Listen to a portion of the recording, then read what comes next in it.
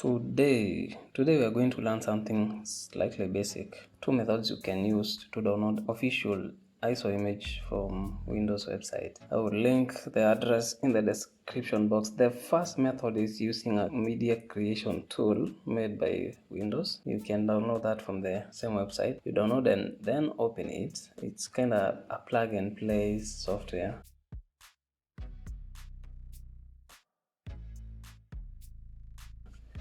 Accept and the terms, and then the language and the edition of Windows you want to download, and then we want an ISO image. We click next and then we select the location.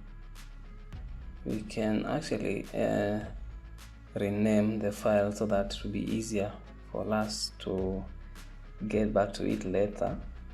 It's a slow method, so we won't dwell on it. We'll go directly to the next method. We are going to download directly, and we just select Windows 11 and then we select the language and click continue.